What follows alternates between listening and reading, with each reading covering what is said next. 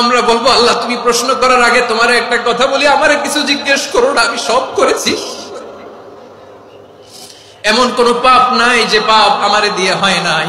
আকাশের নিচে জমিনের উপরে আমার চেয়ে বড় পাপী কেউ নাই। একটা একটা করে আল্লাহ স্বীকার করি আমি পাপী, সব পাপের স্বীকৃতি দিলাম। পৃথিবী না জানুক আমি তো জানি আমি কি পাপ করেছি। হায় আমার পাপের করলে বিচার, বাঁচার আমার নাই উপায়। দয়াময় তুমি মাফ করো আমায়, মাফ করো আমায়। আল্লাহ তাআলা যদি দয়া করে আমাদেরকে মাফ না করে, আমাদের বাঁচার কোনো উপায় নাই। আপনি কি ভেবেছেন আপনার নামাজ দিয়ে আপনি জান্নাতে যাবেন? আপনি তাহাজ্জুদ গুজার, সেজদা দিতে দিতে কপালে দাগ ফেলেছেন, এটা আপনারা জান্নাতে নেবে না। আপনি এলাকার সবচেয়ে বড় হাতেম তাই দানশীল, এই দানের ভরসায় বসে আছেন। কশিন কালো আমাদের নামাজ, আমাদের রোজা, আমাদের ইবাদত, এগুলোকে মিজানের পাল্লায় উঠালে কোনো ওজনই হবে না।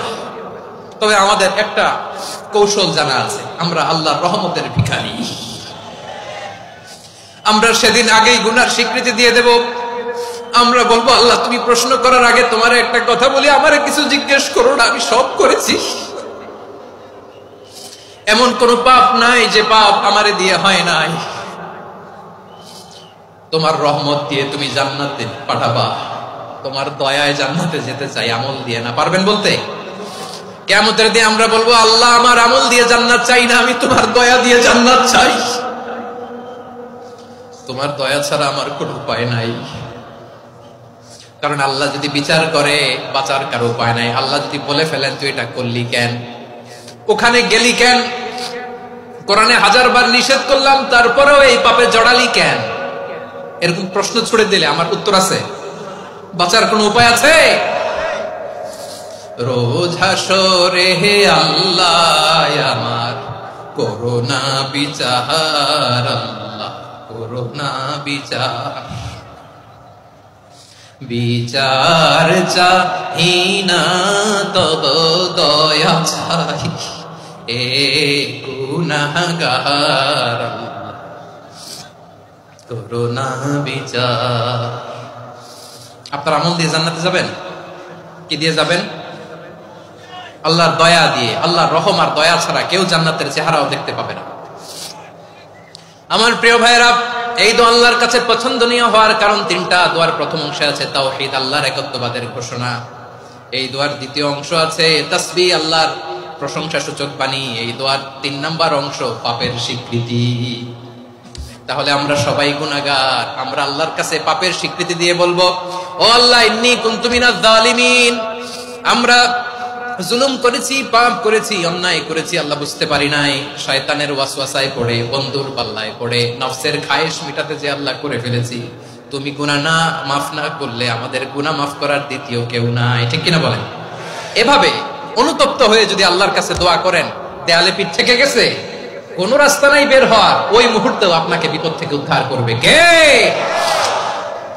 বিশ্বনবী চরম বিপদে পড়লে 2টা দোয়া পড়তেন। প্রথম হলো এটা, লা ইলাহা ইল্লা আনতা সুবহানাকা ইন্নী কুনতু মিনাল জালিমিন। এই দোয়াটা আমরা বেশি বেশি পড়ব প্রিয় ভাই। রাজি আছেন? সবাই আওয়াজ করে পড়ুন ইনশাআল্লাহ। আমার প্রিয় ভাইরা, বিপদে পড়লে বিশ্বনবী আরো একটা দোয়া পড়তেন, লা ইলাহা ইল্লাল্লাহুল আযীমুল হালিম, লা ইলাহা ইল্লাল্লাহু রাব্বুল আরশিল আযীম, লা ইলাহা ইল্লাল্লাহু রাব্বুস সামাওয়াতি ওয়াল আরদি ওয়া রাব্বুল আরশিল কারীম। এই যে বললাম, রেকর্ড হয়ে গেছে। এখন তো আর ইনস্ট্যান্ট মুখস্থ না হলো, পরে মুখস্থ করে নেবেন। আল্লাহ ছাড়া কোনো উপাস্য নাই, তিনি সুমহান, মহা সহিষ্ণু। আল্লাহ ছাড়া কোনো উপাস্য নাই, তিনি সুমহান, আরশের অধিপতি। আল্লাহ ছাড়া কোনো উপাস্য নাই, তিনি আকাশের মালিক, জমিনের মালিক, তিনি সুবিশাল আরশের অধিপতি। সুবহানাল্লাহ পড়েন। এই দোয়াটা কেউ যদি পড়ে যদি এর ওসিলা করে দোয়া করে, তাকে বিপদ থেকে মুক্তি দেয় কে? মনে থাকবে আপনাদের? তাহলে বিপদের প্রথম ধাক্কায় কি যেন পড়তে হয়? ইন্না লিল্লাহ। তারপরে কি বলে আল্লাহর কাছে নিজেকে সঁপে দিতে হয়? দেয়ালে পিঠ থেকে গেলে লা ইলাহা ইল্লা আনতা সুবহানাকা ইন্নী কুনতু মিনাজ জালিমিন। দুই নম্বর হচ্ছে লা ইলাহা ইল্লাল্লাহুল আযীমুল হালিম, লা ইলাহা ইল্লাল্লাহু রাব্বুল আরশিল আযীম, লা ইলাহা ইল্লাল্লাহু রাব্বুস সামাওয়াতি ওয়াল আরদি ওয়া রাব্বুল আরশিল কারীম। মনে থাকবে? ইনশাআল্লাহ বলেন সবাই, আওয়াজ করে সবাই ইনশাআল্লাহ। অনেক সময় এমন হয় হঠাৎ বিপদের সম্মুখীন হই, আমরা রেডি হয়ে বের হইছে অফিসে, হঠাৎ অ্যাক্সিডেন্টে পড়ে যাই, হঠাৎ পেটের ব্যথায় অজ্ঞান, এরকম হয় না? আপনাদের হয় না?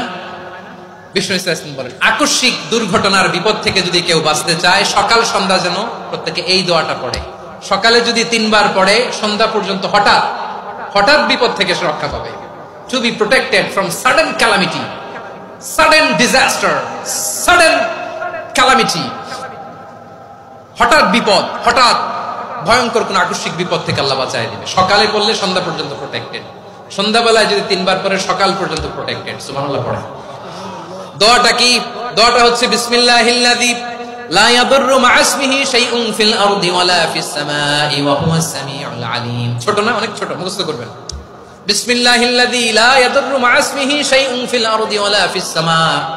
ওই আল্লাহর নাম নিচ্ছি যে আল্লাহর নামের বরকতে আকাশ জমিনের কোনো কিছু কারো কোনো ক্ষতি সাধন করতে পারে না।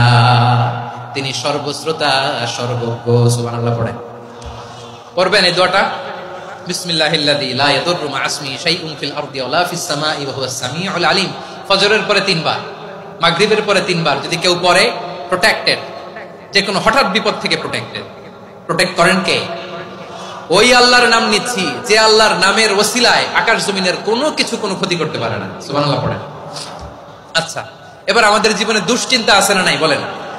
Tension, hyper tension, anxiety, depression, চিন্তা টেনশন নাই এরকম কে কে আছে দেখি? হাত তোলেন। ওই যে হাত তুলছে এক আল্লাহর ওলি, ওই যে টেনশন নাই তোমার, মাশাআল্লাহ। ও না বুঝে তুলছে, ঝোঁকের চোটে, জোশের ঠেলায় ধাক্কায় তুলে ফেলছে। সবার জীবনে টেনশন আছে না নাই? এই দুশ্চিন্তা, পেরেশানি, মারাত্মক পেরেশানি থেকে মুক্তি পাওয়ার জন্য বিষ্ণু ইসলাম 2টো দোয়া পড়তেন। কয়টা? অনেকগুলো পড়তেন। স্পেশাল 2টো দোয়া আজকে আপনাদের শিখায় যাবো, শুনবেন না? কষ্ট হচ্ছে? সংক্ষিপ্ত মুনাজাত দিয়ে দেই। ওরে আল্লাহ, আমি তো 9:30 ক্রস করে ফেলছি মাসুদ ভাই, খেয়াল করি নাই। আরো কয়েক মিনিট? ঠিক আছে, ঠিক আছে। পেরেশানিতে পড়লে, টেনশনে পড়লে এই দোয়াটা, প্রিয় ভাইরা, বিষ্ণু ইসলাম যখন খুব বিপদে পড়তেন, দুশ্চিন্তা ওনাকে ঘিরে ধরতো, উনি পড়তেন ইয়া হাইয়ু ইয়া কাইয়ুম বিরহমাতিকা আস্তাগীথ, ইয়া হাইয়ু ইয়া কাইয়ুম বিরহমাতিকা আস্তাগীথ, ইয়া হাইয়ু ইয়া কাইয়ুম, হে শাশ্বত অবিনশ্বর, হে চিরঞ্জীব, বিরহমাতিকা আস্তাগীথ, তোমার রহমতের উসিলায় তোমার কাছে ফরিয়াদ করি। এটা পড়তেন। আবার আরেক বর্ণনায় এসেছে ইয়া হাইয়ু ইয়া কাইয়ুম বিরহমাতিকা আস্তাগীথ আসলিহ লি শা'নি কুল্লাহু ওয়া লা তাকিলনি ইলা নাফসি তারফাতা আইন। আসলিহ লি শা'নি কুল্লাহ, আল্লাহ আমার সবকিছু আপনি সেটেল করে দেন। আমাদের সব ঝামেলা সেটেল করে দিতে পারে কে? আমরা তো সেটেলমেন্টের জন্য ওই এসপি সাহেবের কাছে যাই, ডিসি সাহেবের কাছে যাই, অমুক ভাইয়ের কাছে যাই, তমুক ভাইয়ের কাছে যাই। এই দোয়া পড়লে আরশের উপর থেকে আপনার ম্যাটার সেটেল করে দিবে কে?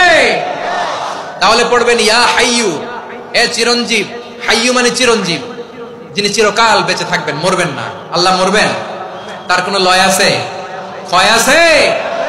সূরা রহমানে আল্লাহ বললেন কুল্লু মান আলাইহা ফানি ওয়া ইয়াবকা ওয়াজহু রাব্বিকা যুল জালালি ওয়াল ইকরাম ফাবিআইয়ি আলাই রাব্বিকুমা তুকাযিবান। জমিনে যা আছে সব ফান, ভ্যানিশ হয়ে যাবে, নিশ্চিহ্ন হয়ে যাবে, শেষ হয়ে যাবে, সব বিলুপ্ত হয়ে যাবে, একজন ছাড়া। জোরে বলেন তিনি কে?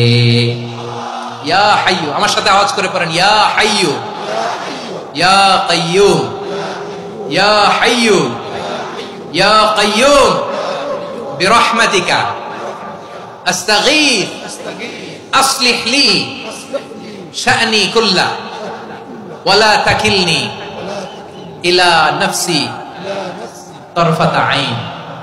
এভাবে দোয়া করলে আপনাকে বিপদ মুক্ত করবে কে? এই দোয়াটা কেন পছন্দ আল্লাহর কাছে? কারণ এখানে আল্লাহর 2টা সুন্দর নাম আছে, গুণবাচক নাম, আল হাই, আল কাইয়ুম। এই 2টো নাম আছে এখানে। আবার এই 2টা আয়াতুল কুরসির অংশ। আয়াতুল কুরসির শুরুতে এটা আসরা নাই? হ্যাঁ, আসরা নাই? তিন নাম্বার কারণ, এটা ইসমে আজম। কোন দোয়াটা ইসমে আজম? যে দোয়া ওসিলায় দোয়া করলে আল্লাহ দোয়া ফেরায় না। অনেকগুলো মত আছে, সবচেয়ে ভ্যালিড মত হচ্ছে এটা, ইয়া হাইয়ু ইয়া কাইয়ুম, এর ওসিলা দিয়ে দোয়া করলে দোয়া কবুল করে কে?